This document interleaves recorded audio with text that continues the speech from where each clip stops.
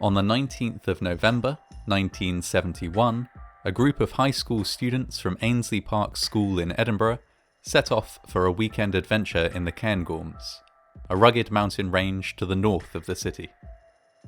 As bad weather settled in over the highlands, what started out as a weekend hike would soon turn into a life and death battle for survival from which 6 of the group would never return.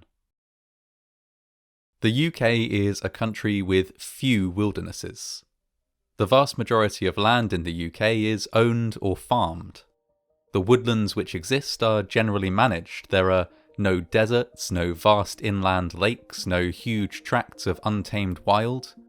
Even in the country's national parks, visitors are rarely more than a few hours from civilization. The Scottish Cairngorms, then, are perhaps the last remaining area of real wilderness to be found in the UK. The largest national park in the country, this mountainous area is named for its largest peak, Cairngorm. It's an area which offers opportunities for hiking, climbing, camping, kayaking, and cycling. It's home to the only free-ranging herd of reindeer in the UK, and is a place where you can spot all kinds of wildlife that you simply wouldn't see elsewhere. The Cairngorms are beautiful, but they can also be somewhat dangerous.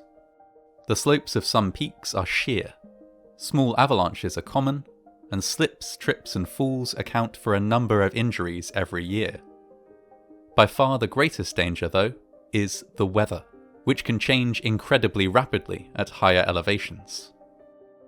While much of the area is undeveloped, some facilities have been installed to help keep visitors safe and comfortable.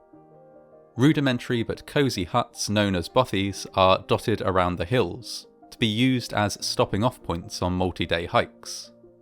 And at higher elevations there are several very basic shelters made of metal sheeting and stone, little more than windbreaks, designed to be used only in emergencies. One of these shelters, the Curran Bothy, would play a role in the Cairngorm Plateau disaster, the worst mountaineering tragedy in British history. On the 19th of November, 14 students from Ainslie Park School in Edinburgh arrived at the Lagan Lea Outdoors Centre in the Cairngorms. The Outdoors Centre was accustomed to hosting school groups and would be a comfortable place to spend the first night. The next morning, the real adventure would begin, a 17-kilometre or 10.5-mile hike from Cairngorm to Ben Macdui. It would be a challenging trek for the children, most of whom were only 15 years old, but they were excited for it. They would be using the walk as an opportunity to practice making basic bivouac shelters in snowy conditions. Leading the hike was 23-year-old Ben Beattie, the outdoor activity instructor from the school. He was joined by his partner, 20-year-old Catherine Davidson. Though less experienced than Ben, Catherine was nonetheless approved by the school and had at least experienced the Cairngorms in winter a few times before. The group was also accompanied by 18-year-old Sheila Sunderland, a volunteer from the Lagan Lea Outdoors Centre. Given that foul weather was forecast for the weekend, some precautions were taken. The group was issued with cold weather gear, and the leaders agreed a firm plan, which was reviewed and approved by management at Lagan Lea. They would attempt the hike as best they were able, but if conditions got too bad or the children too tired, they would abandon their goal and instead take shelter at the Curran Bothy. The next morning, the group set out quite late in the day, driving to a car park in the hills and then using a ski lift to get a start into their hike.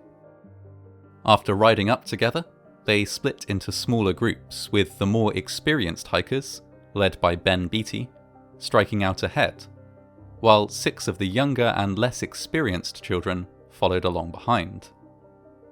This second group was led by Catherine Davidson, with the assistance of volunteer Sheila Sunderland. Ben's group pulled ahead.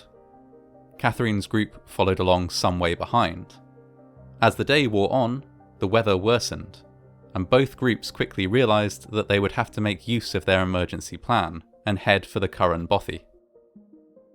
Ben's group reached the emergency shelter with only moderate difficulty. They scraped snow away from the entrance and bedded down for a chilly and uncomfortable night. Though the weather was bad, they weren't too worried. Catherine's group, they were quite sure, would have found shelter at a bothy lower down the mountain. But this was not the case. Catherine's group, being nowhere near the current bothy, had indeed diverted to head for a different, closer shelter. Before they could get there, though, they were surrounded by whiteout conditions. Worried about getting lost, and with the children in the group distressed and panicky, Catherine decided to stop where they were for the night. The group built a wall of snow and bivouacked behind it, huddling together for warmth. One thing that must be understood when considering the events which followed is the effect of cold. Cold of the kind experienced by the children bivouacked on that exposed mountain plateau makes everything more difficult. It muddles thinking, numbs fingers, makes simple actions insanely difficult. Tasks that should take mere moments can take hours. As the body uses all its available energy for keeping warm, an incredible exhaustion makes it hard to move, let alone hike. The party remained confident at first, talking and singing to keep up their spirits.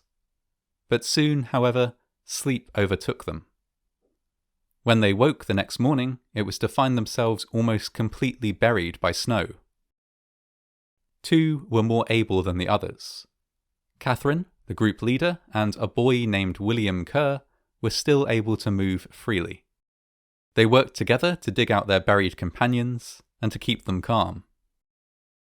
Realizing the danger of their situation, Catherine and William attempted to go for help, but made it only a few steps from their camp. Waist-deep snow and howling winds sent them back to the bivouac. It seemed then and there that there was no way out. They would have to wait for rescue. As Catherine's group waited, Ben's group was making its way back to civilization. This was not an easy task. They were almost entombed inside their shelter by a huge drift of snow, and later had to abseil down a sheer slope, with one child in the group slipping and narrowly avoiding injury. By a mix of determination and good fortune, they made it to the nearby town of Aviemore by late afternoon. On arriving, they discovered that Catherine's party was unaccounted for, and raised the alarm. A search began. Roaming the hills with flares, some rescuers came painfully close to finding Catherine's group. Catherine saw the light of their flares through the driving snow, but her own flares were buried beneath the snow, and, however loudly she shouted, she could not make herself heard over the howling wind. The rescuers passed them by, and they were condemned to another night on the mountain. On Monday morning, almost 2 days after setting out on the hike, Catherine and William Kerr set out once more to seek rescue. Exhausted beyond endurance, William collapsed in the snow. Catherine persevered, walking, then stumbling, then crawling along.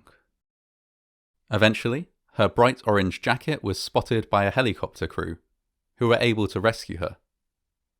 Though barely conscious, she was able to give a general location, and with this information, the other children were found within hours.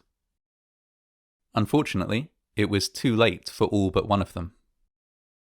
15-year-old William Kerr, 15-year-old Susan Byrne, 15-year-old Lorraine Margaret, 15-year-old Diane Dudgeon, 16-year-old Carol Bertram, and 18-year-old Sheila Sunderland had all passed away in the cold. 15-year-old Raymond Leslie, the smallest of the group around whom the others had huddled to provide what little warmth they could, survived. An inquiry into the incident was held early the next year. It was clear that many mistakes had been made. Such an arduous hike should never have been approved for children of that age, and should certainly have been reconsidered in light of the weather forecast. The group should have started earlier in the day, and should not have taken the chairlift, as doing so denied them the opportunity to assess walking conditions before they had travelled too far from help. It was recommended that, in the future, outdoor activity leaders should be formally certified to ensure they had sufficient experience, and hikes should be chosen carefully with regard for the age and experience of the people involved, especially when those people were children. The inquiry stopped short of blaming any one individual, and did not ban school trips to the Cairngorms altogether, as it recognised the value of allowing children to participate in adventurous outdoor activities. The effectiveness of the emergency shelters was called into question. The Curran Bothy had been established for many years, and was a focal point for hikers in the area. Some people argued that the shelter was essential. The protection it provided in an emergency could be the difference between life and death. Others countered that the fact that the shelter existed at all gave hikers a point to aim for, and therefore encouraged them to push onwards in bad conditions when, if no such shelter existed, they would have to turn back. While there were passionate arguments made from both sides, in the end, the Curran Bothy and one other were demolished. The Cairngorms continue to be enjoyed by many thousands each year. Schools still visit. The Lagan Lea Centre is still used by school trips. But now, whenever a hike is undertaken, the people leading it are certified and trained to an agreed upon standard. Though the occasional small incident is inevitable, never again has there been a tragedy on the scale of the Cairngorm Plateau disaster.